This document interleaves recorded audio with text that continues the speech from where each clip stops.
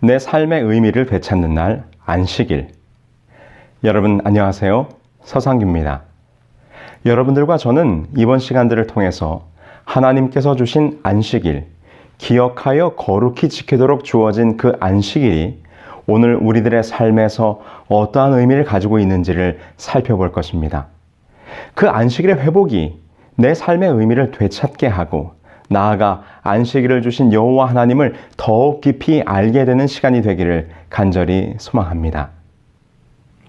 그런데 대부분의 기독교인들은 이 안식일이라는 말을 매우 부담스럽게 느끼고 있습니다. 왜냐하면 많은 그리스도인들에게 익숙치 않은 날이기 때문이죠. 오늘날 가톨릭을 포함해서 대부분의 기독교인들이 안식일이 아니라 주일을 지키고 있기 때문입니다. 그래서 오늘 이 시리즈의 첫 번째 시간, 진리 안에서 쉼을 얻다에서는 성경이 말하는 진정한 안식일, 그 참된 안식일은 언제인가에 대해서 먼저 생각해 보려고 합니다. 성경 출애굽기 20장 8절은 오늘 우리들에게 이렇게 말합니다. 안식일을 기억하여 거룩히 지키라.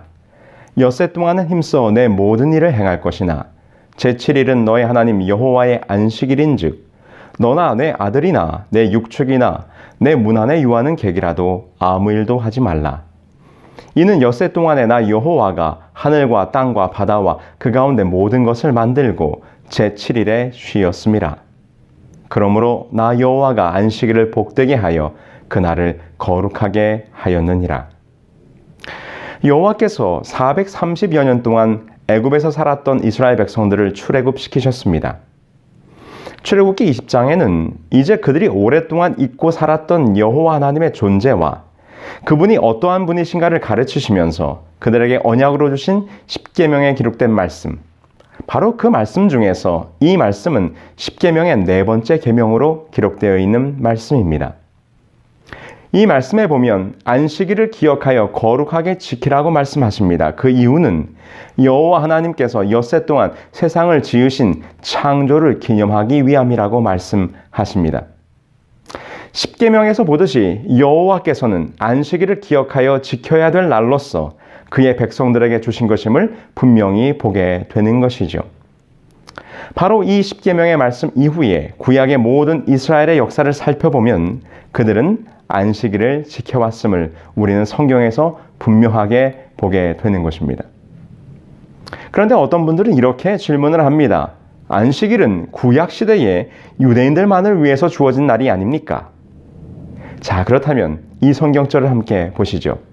창세기 2장 1절로 3절에 있는 말씀입니다. 천지와 만물이 다 이루니라. 그 하나님의 지으시던 일이 일곱째 날이 이를 때에 마치니 그 지으시던 일이 다함으로 일곱째 날에 안식하시니라. 하나님이 일곱째 날을 복주사 거룩하게 하셨으니 이는 하나님이 그 창조하시며 만드시던 모든 일을 마치시고 이 날에 안식하셨음이더라.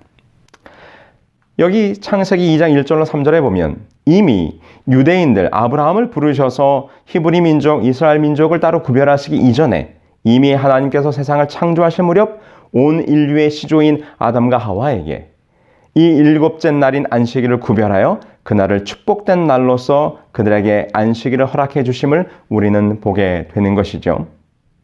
그래서 십계명 네 번째 계명에서도 이렇게 기록하고 있는 것입니다. 이 엿새 동안에 나 여호와가 하늘과 땅과 바다와 그 가운데 모든 것을 만들고 제7일에 쉬었음이라. 그러므로 이 날을 기념하기 위하여 너희가 이 날을 기억하고 지키라. 이렇게 말씀하고 있는 것이죠. 여기 십계명에서 분명히 말하기를 그 이스라엘 백성들에게 안식일을 기억하라 라고 말씀하고 있습니다. 이 말씀은 이미 이 안식일이 창조 때부터 이 인류에게 주어진 날이기 때문에 그들이 오랫동안 애굽에서 종살이를 하면서 그 날을 그만 잊어버리고 말았다고 하는 전제가 있는 것이죠. 그러므로 지금 하나님께서는 그 유대민족만을 위하여 안식일을 주신 것이 아니라 태초부터 제정되어 왔던 안식일, 그러나 그들이 잊어버렸던 그 안식일을 다시 회복하고 기억하여 그날을 지키라고 그들에게 말씀을 주고 있는 것입니다.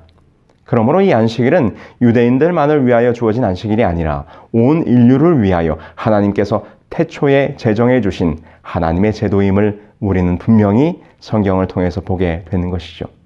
그러면서 어떤 분들은 또 이렇게 우리들에게 질문을 합니다. 안식일은 구약의 율법이고 신약시대에 예수님께서 오셔서 안식일의 의미를 재해석하셨다라고 이렇게 설명을 하는 것입니다.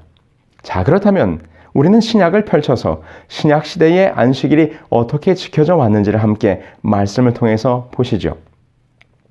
누가복음 4장 16절에 보면 예수님께서 안식일을 지키신 내용이 기록되어 있습니다.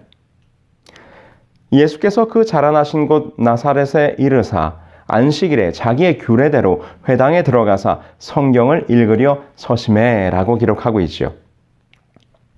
여기 보면 그의 규례대로라고 기록하고 있죠. 이 규례대로라고 하는 말의 의미는 전에 하던 대로라는 말이죠. 다시 말해서 습관대로라고 하는 의미가 이 속에 담겨 있는 것입니다. 바로 이 말씀이 예수님께서 이 땅에 오셔서 그의 어린 시절부터 쭉 해오던 대로 그의 습관대로 예수님께서 안식일을 구별하여 그날 회당에 가셨음을 오늘 우리들에게 분명히 보여주고 있는 것이죠.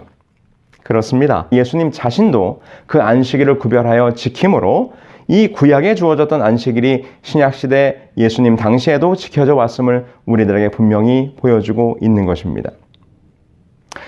사실 예수님께서 유대 관원들과 이 안식일 논쟁을 여러 차례 하시긴 하셨습니다. 마태복음 12장에 기록된 밀밭 사이로 가던 제자들의 행동이나 그리고 안식일에 구덩이에 빠진 어린 양 한 마리를 건지는 일에 관해서 예수님께서 말씀하셨죠. 그런데 여러분 기억하십시오. 그 논쟁의 내용은 안식일을 어느 날을 지킬 것이냐에 관한 것이 아니라는 것입니다. 안식일을 지켜야 되느냐 말아야 되느냐가 그 논쟁의 초점이 아니라 안식일을 지키되 어떻게 지켜야 하는가? 바로 안식일 정신에 관하여 지금 예수님께서는 이 유대 관원들과 논쟁을 하셨다고 하는 것이죠. 왜냐하면 예수님 당시에 이 일곱째 날 안식일을 지키는 것 자체에는 아무런 이의가 없었기 때문입니다. 그것은 논란의 여지가 없었다는 것이죠. 자, 그렇다면 여기서 우리는 또 다른 질문 하나를 살펴볼 필요가 있습니다.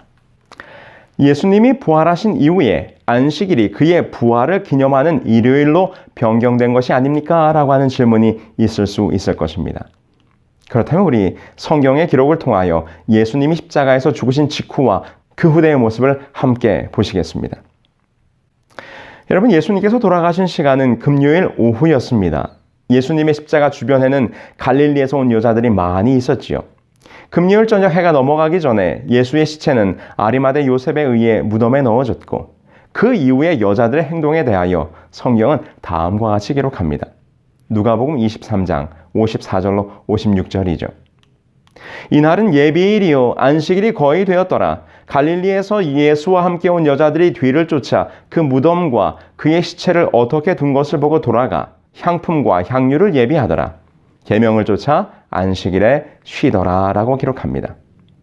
예수님께서 죽으신 직후 그날을 예비일이라고 이야기했고 그 다음 안식일인 것을 분명히 설명하고 있으며 예수님을 따르던 여자들이 계명을 쫓아 안식일에 쉬더라 라고 분명히 기록하고 있습니다.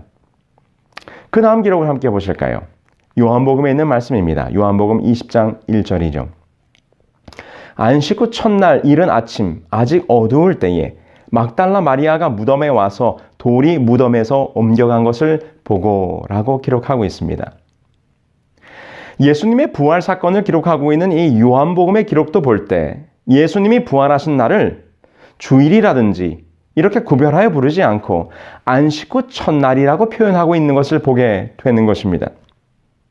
특별히 이 요한복음에 기록된 시기가 예수님의 부활 사건이 있은 지 약 60년 후인 바로 1세기 말에 기록된 것을 우리가 생각해 볼 때 요한이 이 요한복음의 말씀을 기록할 때 예수님의 죽으심과 부활 이후에도 그들은 이 안식일의 개념을 그대로 가지고 있었고 부활의 날을 주일이라고 표현하지 않았을 뿐만 아니라 바로 안식일 다음 첫날이라고 이렇게 기록하고 있는 것을 보게 되는 것입니다. 자, 그렇다면 이 예수님의 부활 직후 이후에 초대교회의 모습은 어땠을까요? 정말 이 초대교회 시대 때 안식일이 주일, 일요일로 바뀌는 역사가 있었을까요? 사도행전을 살펴보면 예수님 부활 이후에 초대교회의 사도들이 계속해서 안식일을 지켰다고 하는 기록을 수차례 찾아볼 수 있습니다. 여기 함께 말씀을 보시죠. 사도행전 13장 14절입니다. 저희는 버가로부터 지나 비시디아 안디옥에 이르러 안식일에 회당에 들어가 앉으니라. 사도 바울이 안디옥에 이르러 안식일의 말씀을 증거했다라고 기록하고 있습니다. 그러자 그 자리에 참석했던 사람들이 감동하여 다음 안식일에도 이 말씀을 전해달라고 부탁을 하게 됩니다. 그러자 어떤 일이 벌어졌습니까? 사도행전 13장 42절로 44절에 보면 그 다음 안식일에는 온 성이 거의 다 하나님의 말씀을 듣고자 하여 모이니라고 기록하고 있습니다. 그 다음 안식일에는 더욱더 많은 사람들이, 온 성에 있는 사람들이 다 바울의 말씀을 듣기 위하여 회당에 모였음을 보게 되는 것이죠. 이렇게 사도 바울의 모습이나 초대교회 사도들의 모습을 볼 때 사도행전에는 계속해서 그 사도들이 안식일을 구별하여 그날의 말씀을 증거했음을 우리는 찾아보게 되는 것입니다. 어떤 분들이 또 이렇게 이야기를 하시더라고요. 사도 바울이 이 유대인들에게 전도하기 위해서 유대인들이 안식일마다 회당에 모이기 때문에 사도 바울이 일부러 안식일에 회당을 찾아간 것이 아닌가. 네, 그런 의문을 가질 수도 있겠지요. 그런데 사도 바울이 회당이 없는 곳에서도 이 안식일을 구별하여 지켰음을 사도행전은 우리들에게 분명히 보여주고 있습니다. 사도행전 16장 13절이죠. 안식일에 우리가 기도처가 있는가 하여 문 밖 강가에 나가 거기 앉아서 모인 여자들에게 말하더니, 마침 이곳에는 회당이 없었습니다. 그러자 사도 바울은 안식일이 되었는데 기도처가 없었으므로 혹 기도할 수 있는 장소가 있는가 하여 지금 안식일을 지키기 위해 강가에 모인 여자들에게 나아가는 모습을 보게 되는 것이죠. 그렇습니다. 사도 바울은 유대인들에게 전도하기 위해서 안식일 회당에 간 것이 아니라 그가 하던 대로 그의 규례대로 안식일을 지켰음을 우리는 보게 되는 것입니다.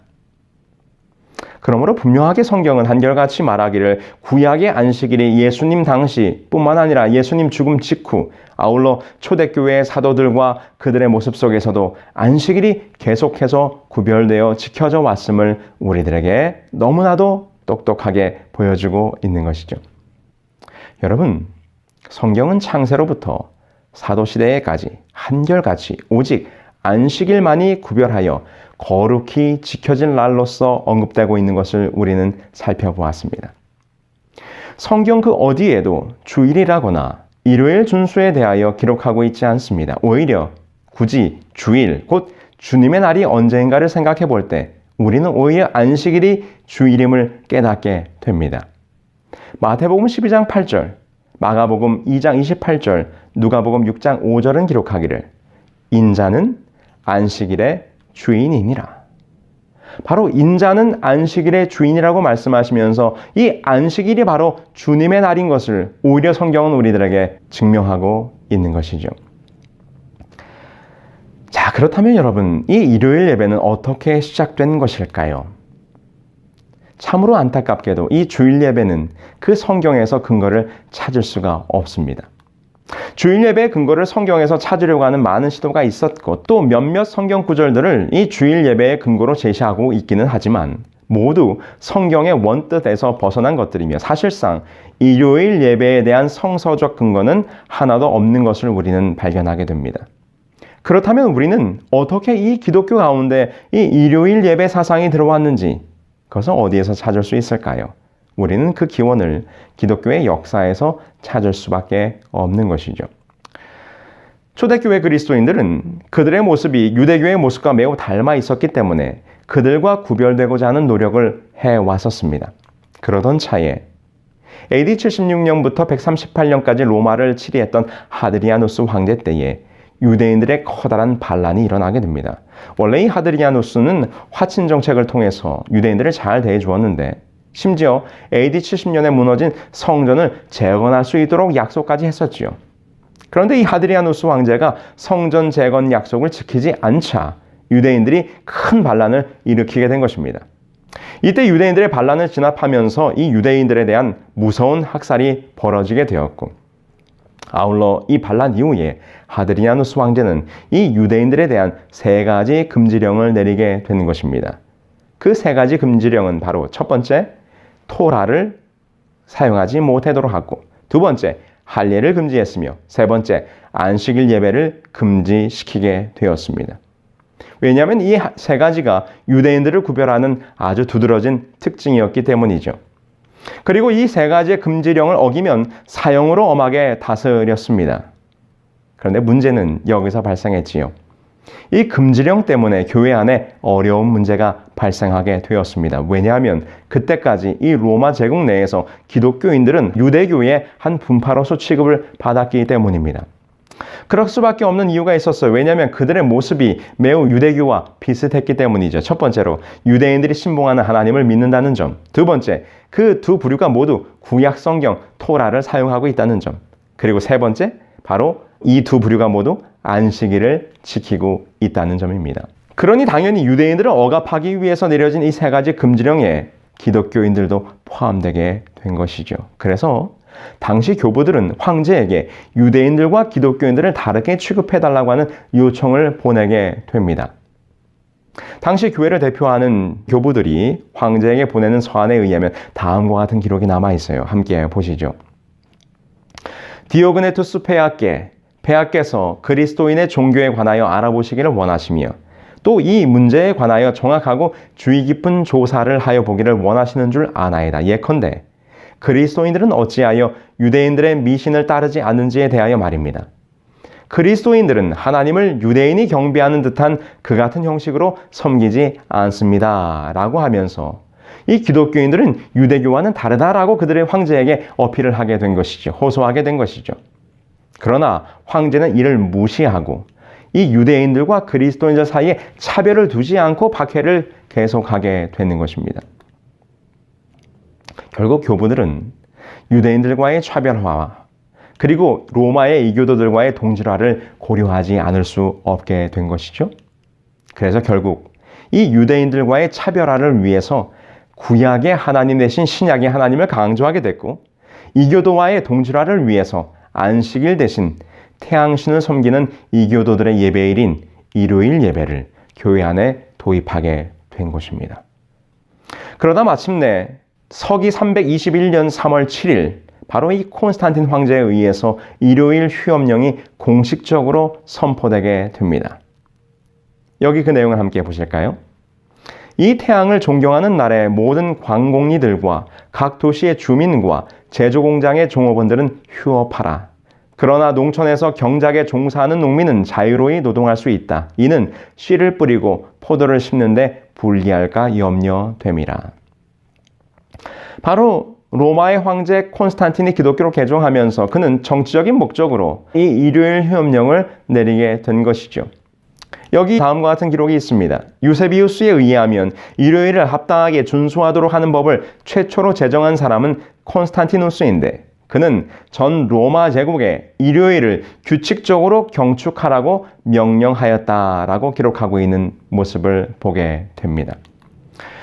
이와 같이 일요일 예배가 정치적으로 법제화된 최초의 역사적 사실로서 이 콘스탄틴 황제가 일요일 휴업령을 내리게 된 것이죠.